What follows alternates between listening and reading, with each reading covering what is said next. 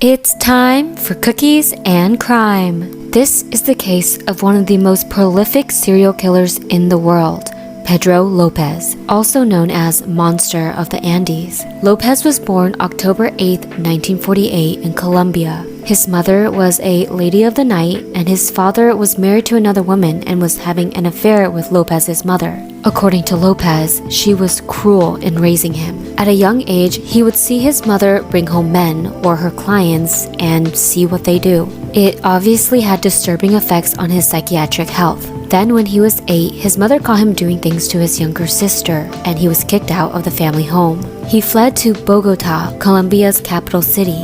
Soon after, he was lured in by an older man who harmed him. After spending 4 years surviving on the streets, Lopez was taken in by an American family and became a student in a school for orphans. But 2 years later, he ran away after he was assaulted by a teacher. As a young adult in 1969, he was arrested for auto thefts. 2 days into his sentence of 7 years, he was brutally SA'd by 3 other inmates. He eventually got his revenge and killed all of them. And because it was considered an act of self-defense, he was only given an additional 2 years. Following his release in 1978, Lopez became unhinged. He began abducting and murdering 3 girls per week. On one occasion in Peru, Lopez attempted to abduct a 9-year-old child from an Indian tribe, but he was caught in the act. He was tortured and buried up to his neck by the natives, who planned to pour syrup on his head and let him be eaten alive by ants. However, he was saved when an American missionary intervened and convinced them to hand him over to the police. The tribe reluctantly agreed, but the unaware missionary drove Lopez to the Colombian border and set him free instead. I also read that he was taken to the police, but they set him free shortly after, so not sure which one is right. After, he continued his streak of murdering young girls and women. Police believed that slavery and prostitution rings were abducting the missing children. In Ecuador, a mother caught him trying to abduct her daughter, and other women came in to help. They attempted to kill him on the spot, but he was rescued by police officers and taken in for questioning. Eventually, when asked how many girls he had killed, Lopez looked upwards and said, "Over 200 in Ecuador, some 10s in Peru, and many more in Colombia." It is estimated that he took about 360 innocent young girls' lives. Lopez led police to more than 30 shallow graves, and about 53 bodies have been recovered. In 1980, Lopez was only convicted of 3 murders and sentenced to 16 years in prison, the maximum penalty for murder under Ecuadorian law. But on August 34, 1944, Lopez was released early on good behavior. He was deported to Colombia, and police there tried to charge him with murder, but had no evidence. Eventually, he was found guilty of murder, but instead of going shootings, beatings, or accidents sparked by egging. For example, 21-year-old Carl Jackson was fatally shot on Halloween 1998 by Curtis Sterling, 17, one of a group of boys he'd confronted after they egged his girlfriend's car. More recently, in 2019, a 14-year-old was charged with murder after a horror egging crash. The teen stole the car keys from his family after his mother hid them, and took the car with 2 friends to egg cars. While speeding away, he ran a red light at 60 miles per hour, hitting another truck and killing the woman inside. I swear the teenage boy phase is one of the scariest phases out there. They really love just doing the dumbest shit. You can fight me on that one. Anyway, have a safe and happy Halloween. This is Spooky Cookies. We're talking about the Thornton Heath poltergeist. One August night in the 1970s in Thornton Heath, England, a family was sound asleep when they were suddenly woken up by a blaring bedside radio that had somehow turned on itself. This would only be the beginning of a haunting that would last nearly 4 years. Throughout the years, objects that came out of nowhere would fly through the air. Loud noises could be heard, including what sounded like large pieces of furniture crashing to the floor, but when they went to investigate, nothing would be there. During the Christmas season of 1972, an ornament was hurled across the room, smashing into the husband's forehead.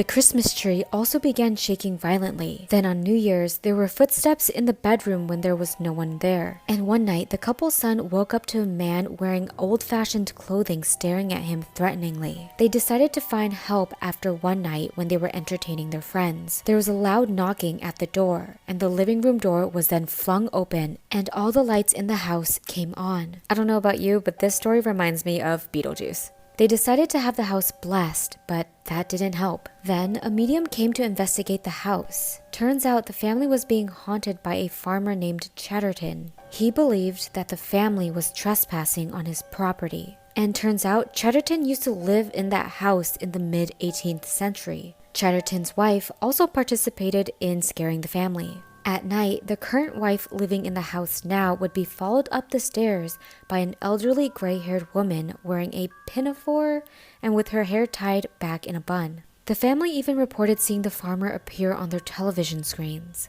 After 4 years, the family finally had enough and moved out of the house. Then, the poltergeist activity stopped, and no one who lived in the house after that experienced anything.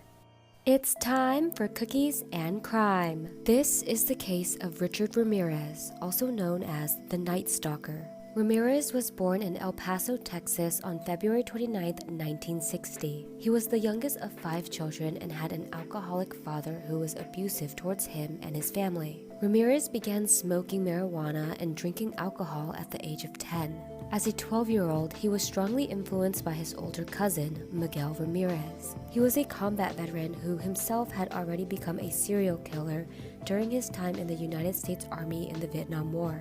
Mike often talked about his brutal war crimes and shared Polaroid photos with Ramirez, showing Vietnamese women who he had done awful things to. Ramirez was not repulsed, but fascinated. Mike also taught him military skills, such as killing with stealth, and effectively staying hidden in the dark, especially at night. Around this time, Ramirez started sleeping in a local cemetery to avoid his father's violent temper. Then, Mike fatally shot his wife, Jessie, in the face during a domestic argument, and Ramirez was present. He was found not guilty by reason of insanity and spent several years at the Texas State Mental Hospital. Ramirez then moved in with his older sister, Ruth, and her husband, Roberto, an obsessive peeping Tom. He would take Ramirez around to spy on women. At the age of 14, he began using LSD frequently and became interested in Satanism and the occult. While still in school, he took a job at a local Holiday Inn and used his passkey to rob sleeping patrons. He was fired after attempting to R a woman in her hotel room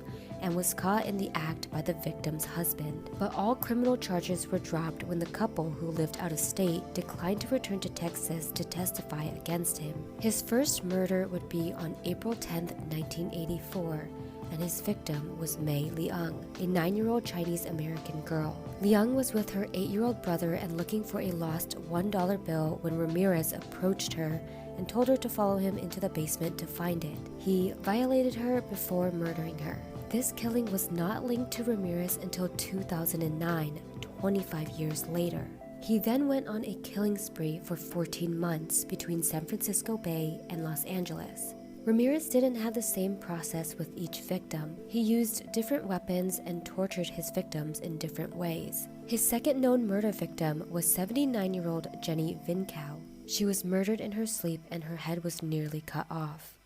On March 17, 1985, he committed 2 isolated murders and attempted a third. This attracted extensive coverage from news media, who dubbed the attacker the walk-in killer. The third would-be victim described him as curly-haired with bulging eyes and wide-spaced, rotting teeth. He was also known to have a putrid smell to him, as if he never showered. During another murder, Ramirez left footprints from a pair of Avia sneakers in the flower beds, which the police photographed and cast. At this point, this was all the police had to work with. After another murder, Ramirez again left a shoe print at the scene that detectives discovered and matched to a specific pair of Avia shoes that was not common at the time. They were able to find out that only 6 of them existed in the size 11.5. 5 of them were shipped to locations in Arizona, and 1 shipped to a shoe store in Los Angeles. They would have been so close to finding Ramirez, but then San Francisco's then Mayor Dianne Feinstein divulged the information on public television. Ramirez, who had been watching the news, threw his Avia sneakers over the side of the Golden Gate Bridge. On August 28, 1985, a stolen Toyota was found in Koreatown, Los Angeles. Police obtained a single fingerprint from the rearview mirror despite Ramirez's careful efforts to wipe the car clean of his prints.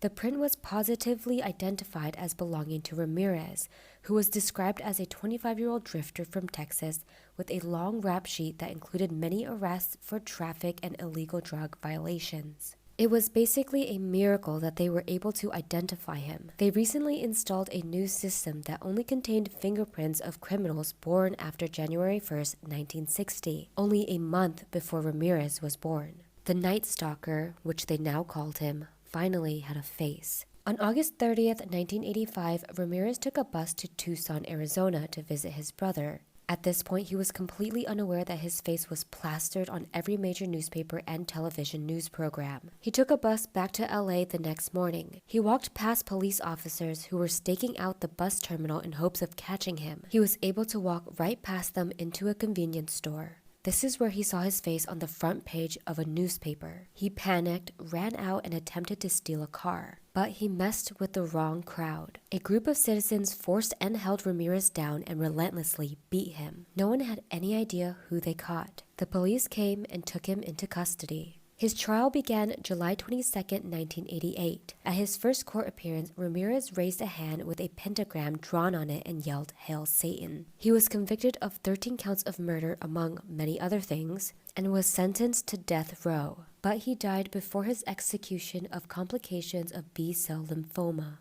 It's time for Cookies and Crime. This is the true story behind Netflix's The Watcher. In 2014, Derek Brodus moved into a new home in Westfield, New Jersey with his wife Maria and their 3 young children. Westfield was a pretty wealthy neighborhood with the average household income of about $200,000 a year. The home, 657 Boulevard, was a 6-bedroom, early 20th century McMansion. The family bought it for $1.3 million. They were just about ready to move into their dream home until they received a letter in a small white envelope in their mailbox. It was simply addressed to the new owner without a return address. It read, "657 Boulevard has been the subject of my family for decades now, and as it approaches its 110th birthday, I have been put in charge of watching and waiting for its second coming." It continues, "My grandfather watched the house in the 1920s, and my father watched it in the 1960s. It is now my time. Do you know the history of the house? Do you know what lies within the walls of 657 Boulevard? Why are you here? I will find out." So far, this letter can come off as a prank, but then it got very specific. The author of the letter identified their car and the fact that contractors had been in and out of their property. They also noted their 3 young children. The letter read, "Do you need to fill the house with the young blood I requested? Better for me. Was your old house too small for the growing family? Or was it greed to bring me your children? Once I know their names, I will call to them and draw them to me." The letter was signed The Watcher. The letter was postmarked June 4 before the sale of the house was made public. At this point, the family had not moved into the house, and Derek quickly called the police. They were told to not tell any of the neighbors about the letter because they were now all suspects. The Broduses then sent an email to the Woods family who had sold them the house, asking if they knew anything about the letter. The couple said they had received an odd letter from the Watcher before moving out, but they had thrown it away. 2 weeks after receiving the first letter, there was a thick envelope in the mailbox. This time, the letter was more threatening. Some of the letter read, "Who has the bedrooms facing the street? I'll know as soon as you move in. It will help me to know who is in which bedroom. Then I can plan better. And all of the windows and doors in 657 Boulevard allow me to watch you and track you as you move through the house." The family was obviously so scared that they delayed moving into the house. So by the time the 3rd letter arrived, it read, "Where have you gone to? 657 Boulevard is missing you." The family decided to do their own self-funded investigation. The New Jersey police were unable to locate the suspect, so he hired a private investigator. but they couldn't find who the letters were coming from. After 4 letters arrived, the Broaduses threw in the towel. They couldn't stand the constant anxiety, so they put the house on the market after barely living in it. But by this point, the community knew about the house and letters, and the house was virtually unsellable. The Broaduses eventually filed a lawsuit against the previous owners for not disclosing the fact that they had received a letter too, but the case was thrown out. They also applied to have the house torn down, but it was rejected by the local council. Altogether, the Broaduses had hired 2 former FBI agents, a private investigator, a security firm CEO, and a forensic linguist to try and figure out where the letters were coming from, and no one was able to find out. Not even until this day. Not being able to sell the house, they eventually put it up for rent for less than their mortgage payment. The first renters got the 4th and latest letter. It read, "Loved ones suddenly die. You are despised by the house, and the watcher won." Who do you think wrote these letters? I personally think it could be someone who put an offer on the house and got turned down, and this is their revenge. Or it could be a jealous friend or family member who couldn't bear to see them living their dream. Let me know in the comments.